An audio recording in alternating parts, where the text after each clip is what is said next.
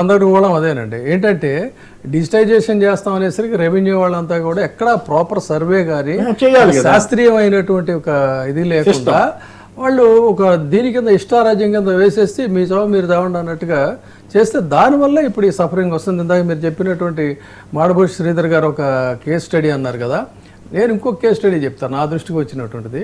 చాలా అసలు అశోక్ గారు వింటే ఆశ్చర్యపోయేటువంటి పరిస్థితి అనమాట. కొన్ని సంవత్సరాల క్రితం ఒక వెంచర్ స్టార్ట్ చేశారు. చేసిన తర్వాత దానికి అన్ని రకాల అనుమతులు ఇచ్చారు, వీళ్ళు డబ్బులు కట్టారు, అంతా అయిపోయింది. కొంతమంది రిజిస్ట్రేషన్స్ చేసుకున్నారు. రిజిస్ట్రేషన్స్ అంటే కూడా మళ్ళీ వాళ్ళు ప్రభుత్వానికి చెల్లించినట్టే కదా. కొంతమంది ఆల్రెడీ కాపురాలు ఉంటున్నారు. రిమైనింగ్ వాటికి రిజిస్ట్రేషన్ కోసం వెళ్ళినప్పుడు ఏం చేశారంటే ఇది 22A ఉందని చెప్పని అన్నారంట. అంటే వీళ్ళకి ఇదేంటి అంతా ఆల్ ఈజ్ వెల్ కదా అని తిరిగి సరే లెట్ ఇట్ బి అని చెప్పని హైకోర్టుకి వెళ్ళారు. గౌరవ హైకోర్టు ఒక ఆర్డర్ ఇచ్చింది. ఆర్డర్ ఇచ్చి వెంటనే రిజిస్ట్రేషన్స్ చేయమని చెప్పని.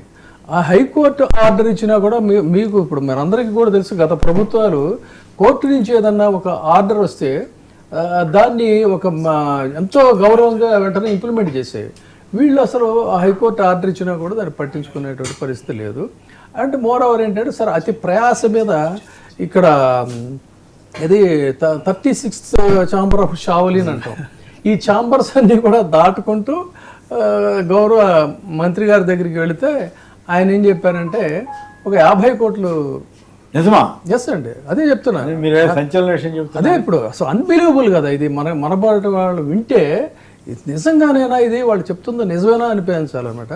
50 కోట్లు కట్టండి అని అంటే వాళ్ళు చెప్పింది ఏంటంటే అయ్యా ఇది ఎప్పుడో కొన్ని సంవత్సరాల క్రితం మొదలుపెట్టినటువంటి ప్రాజెక్టు, ఇప్పుడు మేము మొత్తం అమ్ముకున్నా కూడా మాకు 50 కోట్లు రావు అని చెప్పాను. అంటే కూడా కోర్టు ఆర్డర్ కూడా ఉందంటే కోర్టు ఆర్డర్లదే ఉందండి ఇలాంటివి వస్తూ ఉంటాయని అన్నారంటే ఇది అసలు ఎవరూ కూడా నమ్మశక్యం కానటువంటి పరిస్థితి.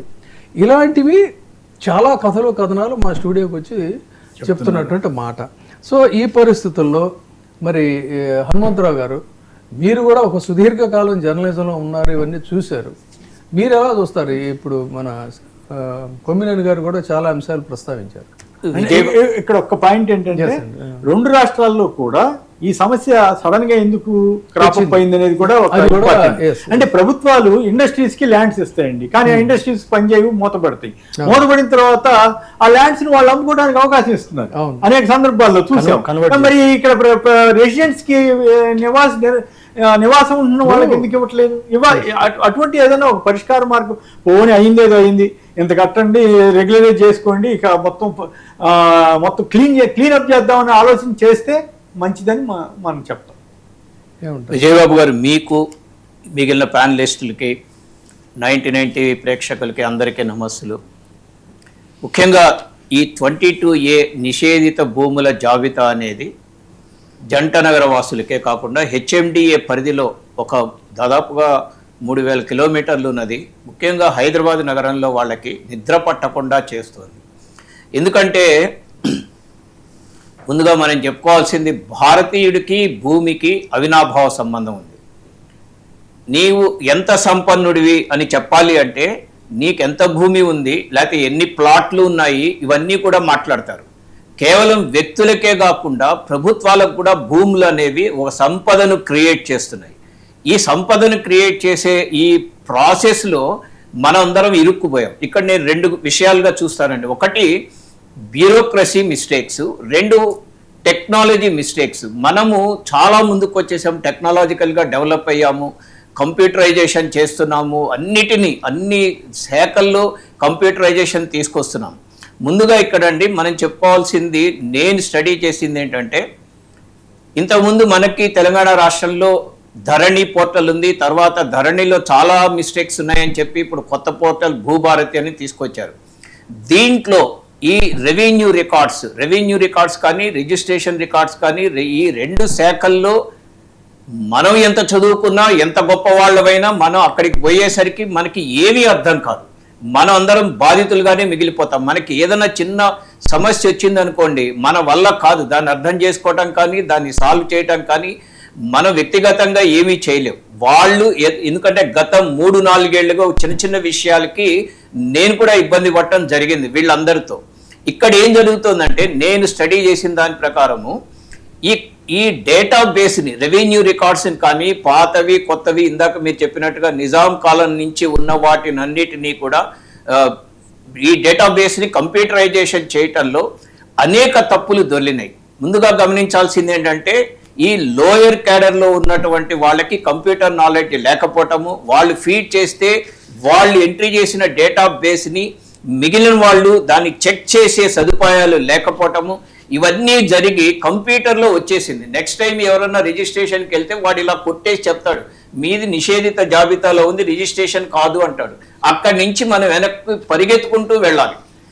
నా బాధ ఏంటంటే ప్రపంచంలో భారతీయులు కంప్యూటరైజేషన్, ముఖ్యంగా తెలుగు వాళ్ళు చాలా ముందున్నారు. సత్యానాదేళ్ల మావాడని చెప్పుకుంటాం, సుందర్ పిచాయ్ మావాడని చెప్పుకుంటాం, శంతను నారాయణ్ మావాడని చెప్పుకుంటాం. కానీ ప్రభుత్వంలోకి వచ్చేసరికి ఇలాంటి సమస్యల్ని తీర్చేంతగా సాఫ్ట్వేర్ మనం తయారు చేసుకోవటం లేదు, ఆ సాఫ్ట్వేర్ని ఉపయోగించుకోవటం కూడా చేత కావటం లేదు. గతంలో ఏదో ఒక టార్గెట్ పెట్టి రాష్ట్ర ప్రభుత్వం ఎంత డేటాబేస్ ఎంట్రీ చేయాలి అంటే టైం సరిపోక చిన్న చిన్న కాలేజీల్లో చదువుకునే కంప్యూటర్ సైన్స్ విద్యార్థుల చేత హడావిడిగా వాళ్ళు వేయించారట. మా కొలీగ్ ఒకతను జనగాం దగ్గర ఒక భూమి ఉంది, ఆ భూమి అమ్ముకోవటానికి వాళ్ళు వెళ్తే ఫ్యామిలీ ల్యాండ్ అన్నమాట, ఈ భూమి మీది, పాస్బుక్ అడిగితే భూమి మీది కాదు బలానా వాడి దగ్గర ఉంది అన్నట్ట. వాడి దగ్గర నుంచి ఎవరైతే పాస్బుక్ ఉందో ఇష్యూ చేశారో ఆ వ్యక్తి దగ్గరికి వెళ్ళి, బాబు నువ్వు సొంతకం పెడితే మేము అమ్ముకుంటాను అంటే నేను ఎందుకు పెట్టాలి అన్నట్ట. ఇందాక మీరు చెప్పిన విజయబాబు గారు మీరు చెప్పినటువంటి సమస్యలన్నీ ఇక్కడ వస్తున్నాయి. నేను ఎందుకు పెట్టాలి అని అంటే హీ ఎక్స్పెక్ట్ సంథింగ్. అలాగే ఇప్పుడు కూడా వచ్చేసి ఈ నో అబ్జెక్ట్, ఇప్పుడు రిజిస్టర్ ఆఫీస్ వాళ్ళు నో అబ్జెక్షన్ సర్టిఫికేట్ తీసుకురండి అంటారు. ఎంఆర్ఓ దగ్గరికి వెళ్తే ఇది నాకు యాక్సెస్ లేదండి అంటున్నట్ట.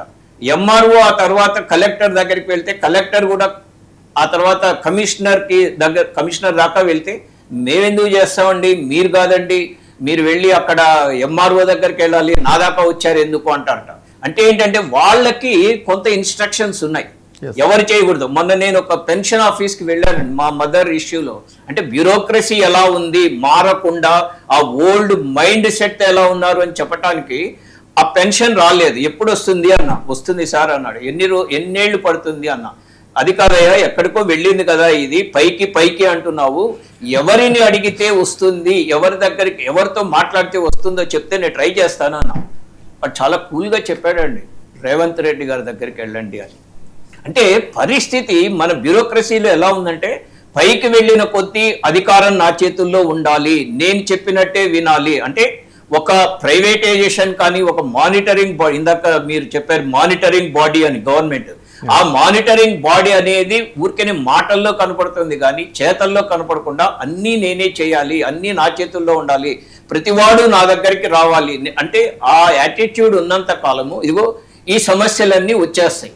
కాబట్టి ఒకటి మైండ్ సెట్ మారాలి, రెండు టెక్నాలజీలో మనము మంచి సాఫ్ట్వేర్ ఉన్న వాళ్ళని తీసుకొచ్చి వాళ్ళ చేత కరెక్షన్ చేయిస్తే ఈ 22A నుంచి మనం బయటపడతాము. ప్రజలందరూ కూడా ఇందాక చాలా మంది చెప్పినట్లుగా తప్పు జరిగితే నిజంగా దీన్ని బాగు చేయొచ్చండి. కంప్యూటర్లో కూడా మనం ఇచ్చిన సాఫ్ట్వేరే మనిషి ఉపయోగిస్తేనే ఆ కంప్యూటర్ పనిచేస్తుంది. మనిషి ఇప్పుడు కొత్త తరంలో ప్రాంప్ట్ అంటున్నాం, ఆ ప్రాంప్ట్స్ సరిగ్గా ఇస్తే దాని ఆన్సర్ ఇస్తుంది.